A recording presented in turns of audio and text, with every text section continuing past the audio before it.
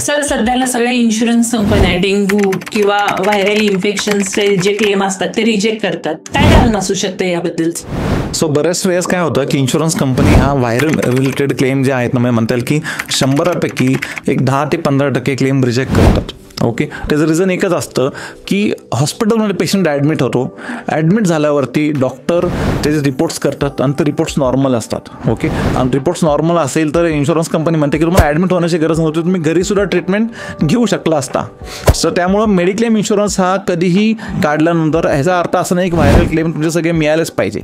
Okay, insurance company claim तुमचे genuine आहेत ते क्लेम कधीही रिजेक्ट करत नाही. ओके, सो मेडिक्लेम इन्शुरन्स जो आहे हा तुम्ही कधीही काढताना हा विचार करून चाला की आपल्याला हॉस्पिटलचा खर्च मिळणार आहे, पण जे क्लेम ॲडमिसिबल आहेत, इन्शुरन्स कंपनी नियमात बसतात, हॉस्पिटलमध्ये ॲडमिट करण्याची गरज आहे, त्याला ॲक्टिव्ह लाईन ऑफ ट्रीटमेंट असणं गरजेचं आहे, तर इन्शुरन्स कंपनी हा क्लेम देणार आहे. सो अधिक माहितीसाठी तुम्ही आम्हाला संपर्क करू शकता. संपर्कासाठी हा नंबर दिलेला आहे आणि आमच्या व्हिडिओला लाईक सबस्क्राईब करा आणि लवकरात लवकर ही रील सर्वांपर्यंत पोहोचवा.